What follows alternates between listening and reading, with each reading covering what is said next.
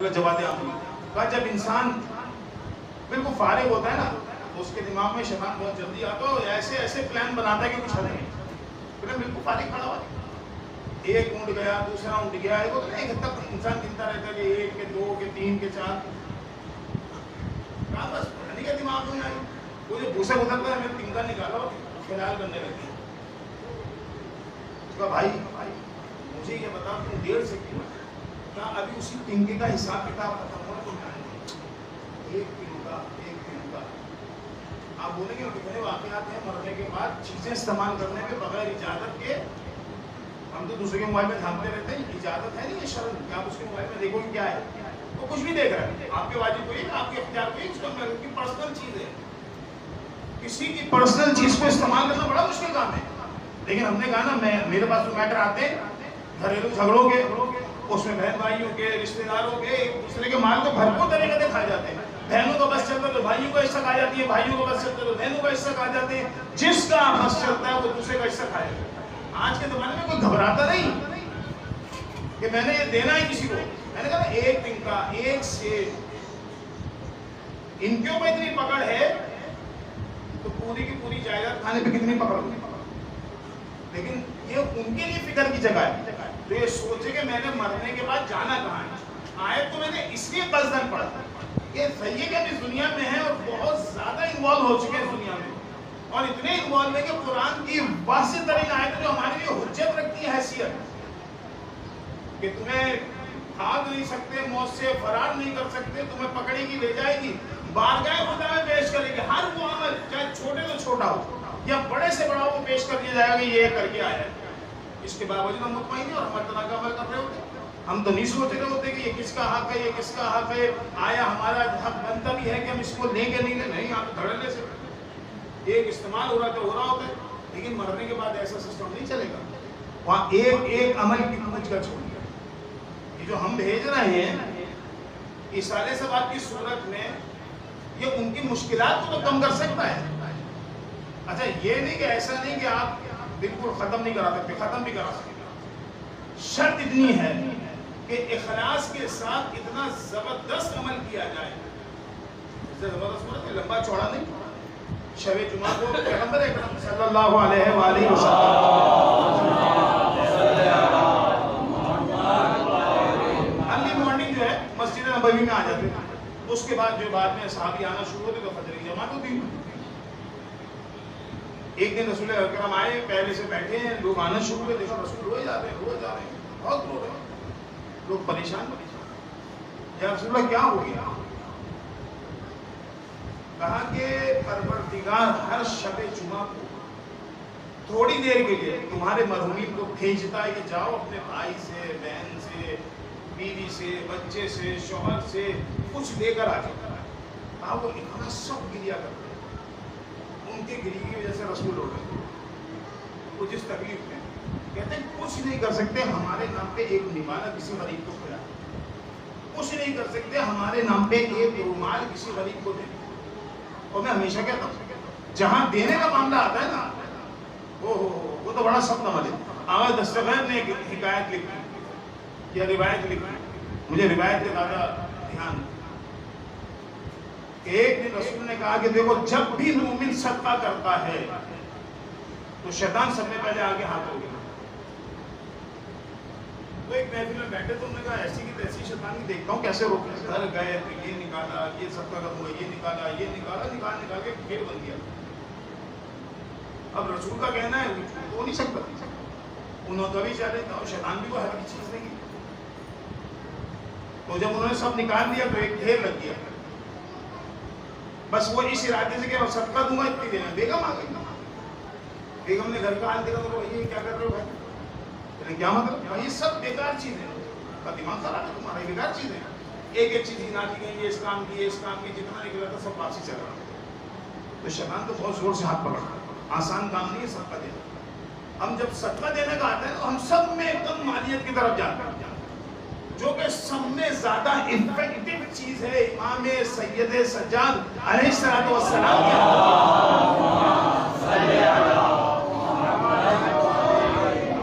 जब सदका देते थे अपने हाथ का बोसा नहीं, वो कहते थे ये वो अमल है जो यहाँ किया और वहां उसका रिजल्ट पहुंच गया। मसलन वेस्टर्न यूनियन से या मनी एक्सचेंज से कोई अमेरिका से भेजे पैसे थोड़ी देर में आपके पास आ जाएंगे। अब बिल्कुल सदका ये तो थोड़ी देर लगती है, तो फिर भी एक ट्रांजैक्शन में टाइम लगता है। सदका के अंदर तो इतना भी नहीं है, यहाँ निकला और वहां मिला। लेकिन कितना हम निकालते हैं? सिर्फ 10 रुपए देते हैं, 20 रुपए देते हैं, मिनिमम के ऊपर जाते हैं। क्यों? मैं अक्सर अपने लोगों से मस्जिद में तो कहता हूँ, जब होता है मौका लगता है कि तो मैयत पे 50 रुपए 100 रुपए डाल दे, बेकार है, कोई फायदा नहीं। ये सारे पैसे जमा करो, हाथ के हाथ गुस्साल को दिखा दो। तो वो कौन सा वहाँ का जो डायरेक्टर लगा हुआ इमाम बारगाह का गुस्साल है ना बेचारा, और कौन से इमाम बारगाह इतनी ज़्यादा तनख्वाहें देते हैं कि बोले कि यार बहुत अच्छे लैबी जिंदगी गुजार रहा हूँ। मैंने कहा इस सबका जितना निकाल लो, इसको थैली में लेके फिर रहे हो, जमा करते फिर रहे हो, बेकार है, कोई फायदा नहीं। ये बेचारा जो कि ताबूत में ना, ये परेशानी के अंदर है, मुसीबत में, इसकी समझ में नहीं आ रहा मैं किस दुनिया में आ गया। एक बिल्कुल नई चीज इसके लिए खुली है, तो इसके सुकून के लिए भी हाथ के हाथ देकर आ जाओ शख्स को, गुस्साल को। इसने कितना बड़ा एहसान किया कि तुम्हारे मरहूम को नहलाया, तुम्हारे मरहूम को गुस्ल व कफन किया, सब कुछ किया। इतना तो बंदे निकाल के देकर आ जाओ। उस पर भी लोग सोचते हैं कि अच्छा भी देते हैं, होता है कि दफना भी दिया, सब कुछ कर दिया, वो कब्र में भी चला गया, वो सबका लेके घूमते रहते हैं, किसको दें किसको दें। अरे कोई वाजिब कोई बिल्कुल ही कोई बिल्कुल भूखा नंगा हो तो आप उसको देकर आओ, ये कहाँ लिखा हुआ है? जितनी जल्दी हो सके अपने मरूम की तरफ से सदका निकालो, दे दो पहली फुर्सत में। लेकिन हम क्या करते हैं? हम अपने मरूम का कुछ जुल्म कर रहे होते हैं। वो सदका का पैसा ये तो हमारे यहाँ अमूमन क्या राइज है, अरे शहीद फाउंडेशन का डब्बा हो गया, समाज के डब्बे डालते रहते, किसी काम का पैसा नहीं है, सब बर्बाद हो रहा है। जब तक ये किसी जरूरतमंद के हाथ में नहीं जाएगा, ये इफेक्टिव नहीं होगा। चाहे आप इसमें 1000 रुपए डाल दें, 10,000 रुपए डालना, इफेक्टिव कब होगा? जैसे ही किसी गरीब के हाथ में जाए। तो उसके लिए बहुत ज्यादा गरीब होने की जरूरत नहीं है। आपका भाई भी अगर माशी तौर पर बहुत मजबूत नहीं, उसको तो मुस्तैद सकता है, जायज हलाल है, उसके लिए दे दो। यहाँ उसके घर में खुशी आएगी, वहां तुम्हारे मरहूम को खुशी मिलेगी। लेकिन हम क्या करते हैं? हम ढूंढने जाते हैं, वो इतनी तहकीक करते हैं, और जो वाजिबात होते हैं उनमें कोई तहकीकात नहीं होती। मैं कहीं का कहीं निकल जाऊंगा, टाइम भी तकरीबन हो चुका है, 7 बज गए, 7:25 पे ऐलान हो जाएगी, तो बस इसको मैं काम करूँ। भाई कोई मुश्किल काम नहीं है अपने मरहूमीन को बख्शवाना, डिपेंड हमारे हाथ में। अभी मैं जिंदा हूँ ना, अबू ज़र गफ्फारी बेटे का इंतकाल हो गया बुढ़ापे में, जवान बेटा, रबला जैसे सहरा में बहुत रोए, जिसे कहते हैं बेइंतहा रोए। लेकिन अल्लाह ने करार दिया ना दिल पे, जब तदफीन कर दी तो कब्र के सराहने बैठ रहे, कहने बेटा मैं खुदा का शुक्र अदा करता हूँ कि मैं बच गया। अबू ज़र तुझे खुदा की तो रो रहे थे कि मेरा जवान बेटा मर गया, बोल रहे शुक्र। खुद ही ने जवाब दिया कि बेटे अगर तेरी कोई मुश्किल होगी ना, कम से कम मैं यहाँ जिंदा रह के तुझे कुछ भेज तो सकता हूँ। अगर मैं भी तेरे साथ मर जाता तो हम करते क्या? अबू ज़र गफ्फारी जैसे सहाबी की बात कर रहा हूँ, आम आदमी की बात नहीं कर रहा। आप बच गए, खुदा का शुक्र अदा करें कि मैं अपने माँ के बाद, बाप के बाद, मैं अपने भाई के और किसी भी अजीज के बाद मैं बचाऊं। खुदा ने मुझे मोहलत दी है, मैं अपने मरहूम की मुश्किल को हल करूँ। ढूंढे जरिए कौन कौन सी चीज में मुश्किल पे हल किया जा सकता है, दिया जा सकता है, सदका धड़ाधड़ निकाल के दे। अच्छा, सदका निकालने में आपका पैसा कम तो ही होगा, खुदा इसको रिवर्स करवाएगा और इससे ज्यादा देगा। कहते हैं 2 चीजें ऐसी हैं कि जिनमें जितना पैसा खर्च किया जाए उससे डबल ट्रिपल हो गया था। एक ज़ियारत इमाम हुसैन अलैहिस्सलाम और एक हज बैतुल्लाह की, ये रिवायत है। तो भाई अगर आप इनको बख्शवाना चाहते हैं, मजलिस अपनी जगह, ये हुसैन का मैटर है, इसमें तो मैं बोल ही नहीं सकता, मेरी औकात ही नहीं कि मैं कुछ बोलूं। ये तो जितनी ज्यादा होनी चाहिए हो, लेकिन इसके अलावा जो आप मस्जिद कर सकते हैं, ना कि मस्जिद उस पे सोने पे सुहागा जो हो वो सदकात दे अपने मरूनी। रसूल कह रहे हैं, मैं कह रहा हूँ मिनिमम 10 रुपए भी कोई वैल्यू नहीं रखते, दें। ये नहीं सोचेंगे मौलाए कायनात कहते हैं कम दो, लेकिन ना देने से बेहतर है कुछ कम दे दो। तो ये नहीं सोचेंगे अरे 10 रुपए है या 15। मैं अभी आप कहेंगे मौलाना आप ये बोल रहे थे, मैं कह रहा हूँ कोई साहिब हैसियत तो अच्छा दे अपनी हैसियत के मुताबिक, और जो नहीं है वो कम से कम अच्छा देने में क्या है कि आप 100 रुपये मुख्तलिफ बातों में दें, बिस्मिल्लाह, बहुत अच्छी बात है। कोई एक हाथ तो ऐसा होगा जो वाकई जरूरतमंद होगा, और उस जरूरतमंद का एक वक्त निवाला आपके मरहूम के लिए कितनी मुश्किलों का आसान कर सकता। तो हम तो लगे रहते हैं कि मौलाना जो, अब मैं कोई जुमला नहीं कहना चाहता, खैर क्योंकि मरहूमा की मजलिस है, मसाइब जनाब सैयदा के पढ़ना। शहजादी कौनैन, सत्य की बात करो ना, शहजादी कौनैन जब शादी हुई 9 साल की उम्र में शादी की शहजादी की, 4 या 5 साल की थी तो वालदा इस दुनिया से चली गई। वालदा कौन? जनाब खदीजा, आप सबको पता है। तो शहजादी खदीजा ने अपनी बेटी के लिए शादी का जोड़ा सिलवाया, सोने के तारों से सिला हुआ था। जब जनाब रसूल खुदा ने खदीजा से कहा ना बहुत परेशान हूँ, तो क्या परेशानी है? कहत आया मैं मदीने में, कुछ मेरे पल्ले है ही नहीं, तो इन गरीबों में बांट के आता। तो आप क्या चाहते हैं? मैं चाहता हूँ कुछ हो। कहते शहजादी ने माल और दौलत का ढेर इतना लगाया था कि वो 7-7 फुट के गुलाम उसके पीछे छुपे थे कि माल और दौलत है, सोना चांदी है, इतना पैसा। तो उस औरत ने अपनी बेटी की शादी के लिए जो सूट बनाया वो कितना महंगा बनाया और बना के अपनी एक सहेली को दे दिया कि देखो मेरी जब मैं तो अब जाने वाली हूँ, हालात मैंने जो नजर आ रहे हैं मैं बचूंगी, लेकिन मेरी जब बेटी की शादी हो ना तो ये तुम जो है सूट मेरी बेटी को देना ताकि वो शबे रुखसत इसको पहन के जाए। खदीजा और किस बेटी के लिए? फातिमा जैसी बेटी के लिए। रसूल खुदा को दिया गया कि या रसूल अल्लाह, आपकी बेगम ने अपनी बेटी के लिए सूट बनाया था, भैया तैयार किया गया। जनाब शहजादी कौनैन को तैयार करके वो सूट दिया गया, पहन के वो अपने घर गई। अगली सुबह रसूल खुदा पहुंच गया, देखा फातिमा किचन में काम कर रही है। अगली सुबह हमारी तो हाथ पाथ करवाए जाते हैं, पता नहीं क्या कुछ होगा। ये तो सरदाराने जन्नत जो है उनके नौजवानों की माँ है, खुद खवातीन की सरदार है, काम कर रही है। और लिबास कौन सा था? वो पहना हुआ था जिसमें जगह जगह पैमन लगे हुए। तो रसूल खुदा ने पूछा बेटी वो तेरा लिबास कहाँ चला गया? तो तेरी माँ ने तुझे दिया था। कहा बाबा मैंने संभाल के रखा। रसूल बेहाल, रसूल की जगह बाप भी तो है। कहा बेटी इस लिबास से तो बेहतर था कि वो लिबास कम से कम कुछ दिन तो पहने रहती है। कहा बाबा मैंने बहुत संभाल के रख दी। अब तो रसूल की तशरीफ के संभाल के रखने का क्या मतलब है भाई? कहा में क्या मतलब? कहा बाबा रात को एक फकीर आया, उसने दरवाजा खटखटाया, कुछ है तो अल्लाह के वास्ते खुदा के वास्ते दे दो। तो मैंने वो अपना लिबास उठा के उसको दे दिया। आप सोचें फातिमा की सफादत।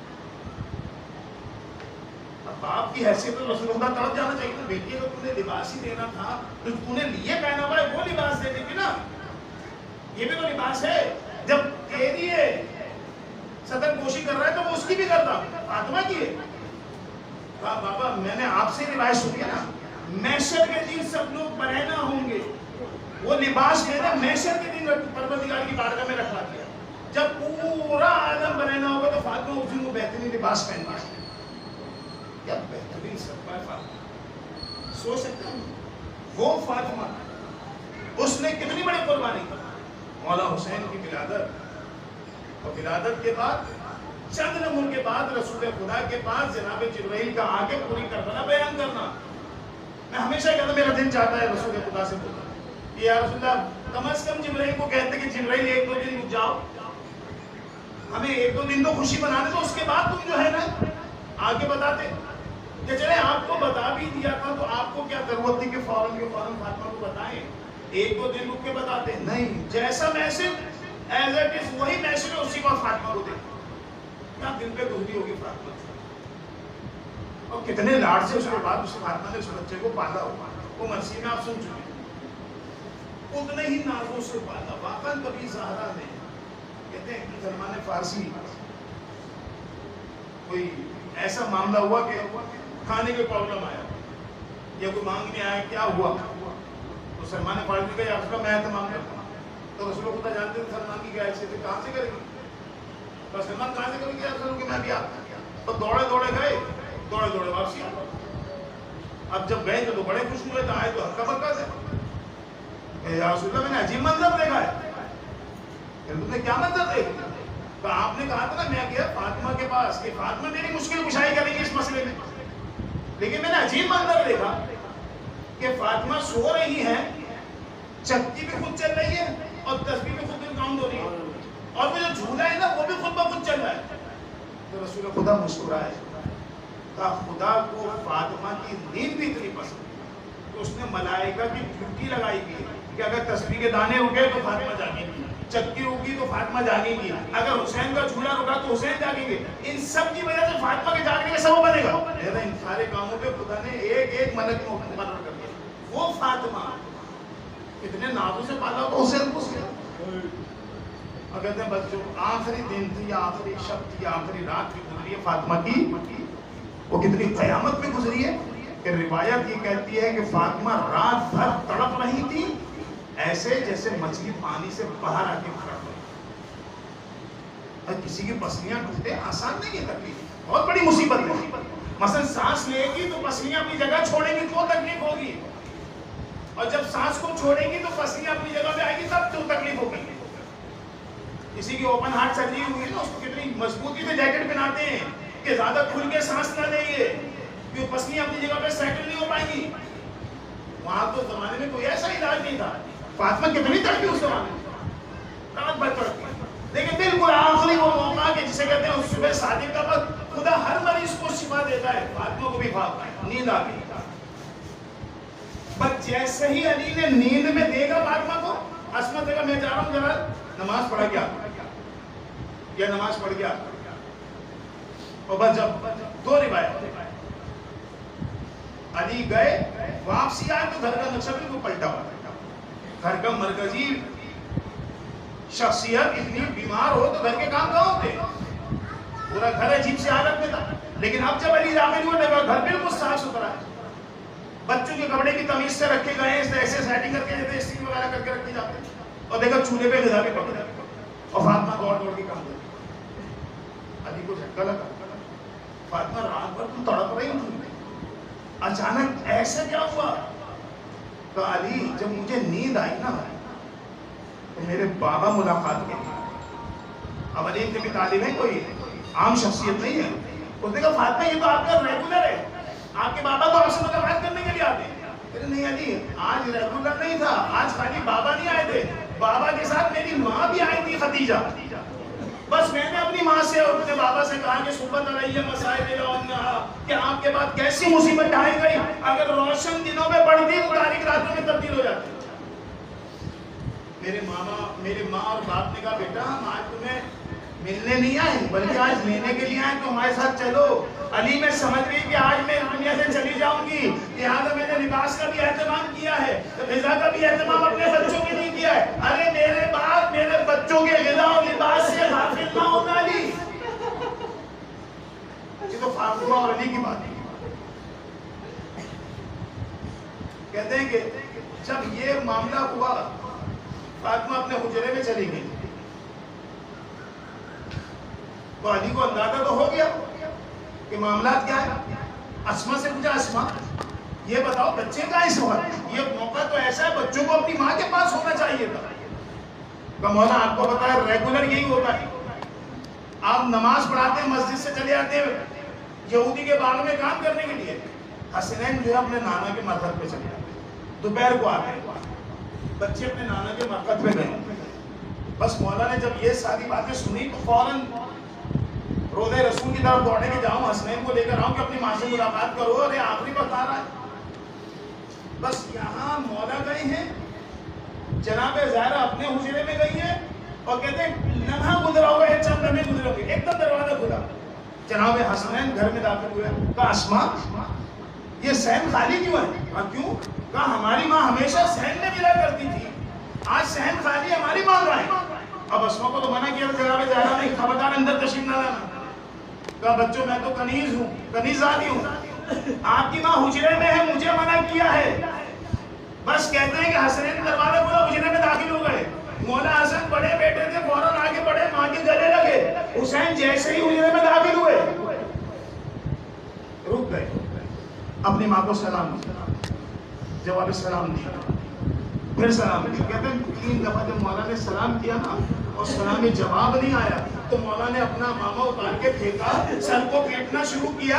अम्मा कितना बड़ी मुसीबत का दिन आ गया, हुसैन माँ को सलाम करे, माँ जवाब ना दे, बस इतना रोए कि गश आ गए।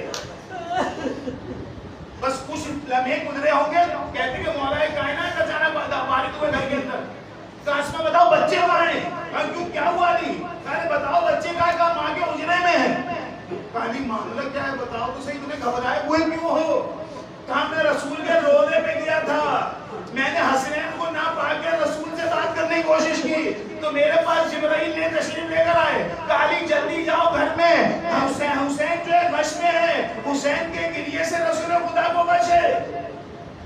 हुसैन को बचा, रसूल मौला कायनात दाखिल हुए, इमाम हसन को उठाया, इमाम हुसैन को उठाया, बाहर लेकर आए, कहा तुम्हारी माँ को दूसरे को कफन दे दूं, अरे उसके बाद अपनी माँ से मुलाकात करना।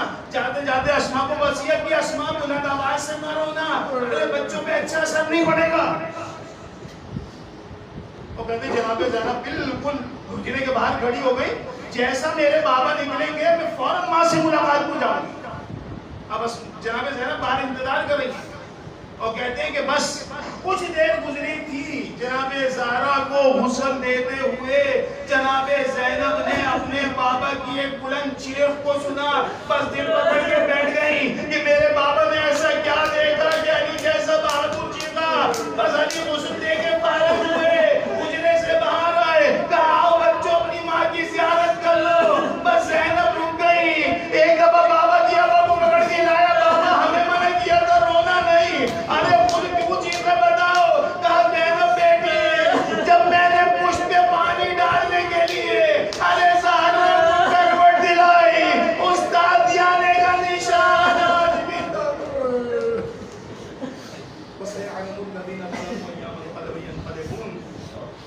परवरदिगार इस करीब तरीन इबादत को अपनी बारगाह में कबूल और मंजूर कर। परवरदिगार इस मजलिस का सवाब तनीस फातिमा बिन्त अली हसन रैजी की रूह कब्र से मुत्तसिल कर। परवरदिगार अपनी शिफाअत अहले बैत अता फरमा। परवरदिगार जनाब ज़हरा की मुसीबत के सदक़े में उनकी बर्दत की जितनी परेशानियां हमको दूर कर। परवरदिगार तुझे वास्ता जनाब सैयदा का आला इल्लीन में मरहुमा को बेहतरीन मुकाम अता फरमा, साहिबी अहले बैत अता फरमा। परवरदिगार जितने मरहूम तमाम की शिफाअत इमाम हुसैन और जनाब ज़हरा के जरिए से करार फरमा। परवरदिगार हम सबके आरज़ू, हम सबकी ख्वाहिश जनाब ज़हरा के यूसुफ ज़हरा के ज़ुहूर में ताजील फरमा, हमें उनके अंसार व अमान में शामिल फरमा। एक और सूरह फातिहा मरहुमा सैयदा कनीज़ फातिमा बिन्त अली हसन रैजी की बिस्मिल्लाहिर्रहमानिर्रहीम अल्हम्दुलिल्लाहि रब्बिल आलमीन।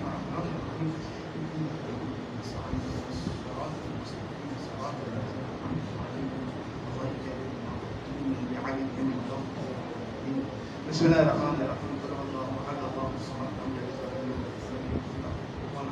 बिस्मिल्लाहिर्रहमानिर्रहीम बिस्मिल्लाहिर्रहमानिर्रहीम कुल हुवल्लाहु अहद अल्लाहुस Samad lam yalid wa lam yulad wa lam yakul lahu कुफुवन अहद। अल्लाहुम्मा सल्लि अला मुहम्मद व आलि मुहम्मद। अल्लाहुम्मा सल्लि अला मुहम्मद व आलि मुहम्मद। रब्बना आतिना फिद दुनिया हसना व फिल आखिरति हसना व क़िना अज़ाबन नार बिरहमतिका या अरहमर राहिमीन। मरहुमा की बुलंदी दर्जात के लिए एक मरतबा और बाबा से बुलंद सलावत सल्ले अला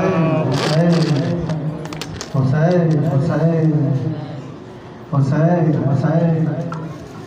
हाय बाबा तेरी ज़हरा पे जरी बुला रहे वो घड़ी है। हाय बाबा तेरी ज़हरा पे मुसीबत की घड़ी है। कैसे दरवाज़ा हटाऊं, कैसे मोहसिन को बचाऊं, सांस सीने में रुकी है। तेरी ज़हरा पे मुसीबत की घड़ी है। हाय बाबा तेरी ज़हरा पे मुसीबत की घड़ी है। कर्म आती है भला तुमको दिखाऊं कैसे, ये तमाचों के निशान तुमको दिखाऊं कैसे। तुम न पहचान सकोगे, देख कर मुझको कहोगे क्या मेरी ज़हरा यही है।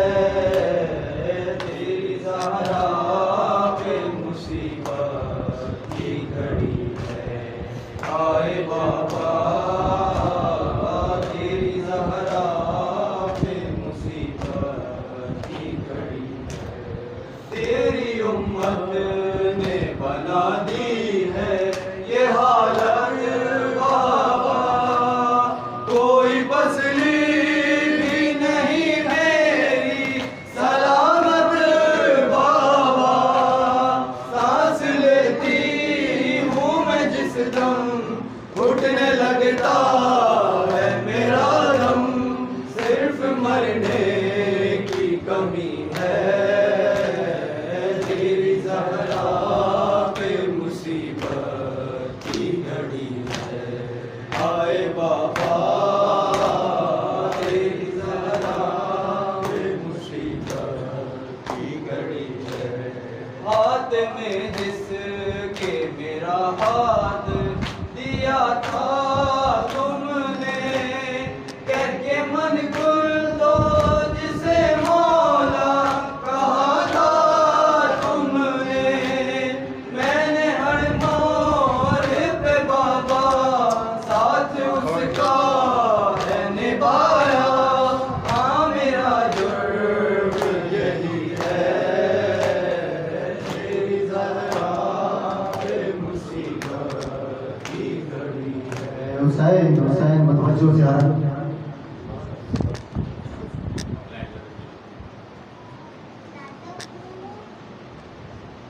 अस्सलामु अलैकुम या अबा अब्दुल्लाह, अस्सलामु अलैकुम या इब्न रसूलुल्लाह, अस्सलामु अलैकुम व अला जद्दिका व अबी, अस्सलामु अलैकुम व अला उम्मिका व अखी, अस्सलामु अलैकुम व रहमतुल्लाहि व बरकातुहू।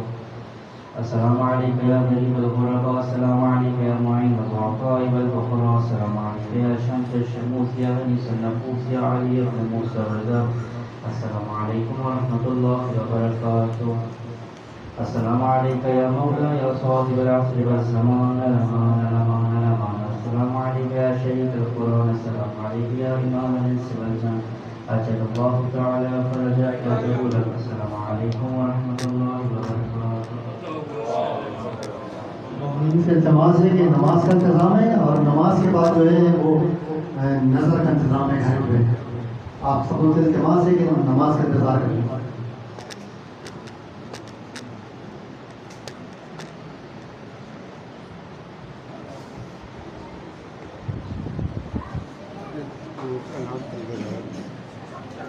बाकी तनाज़ कर दो।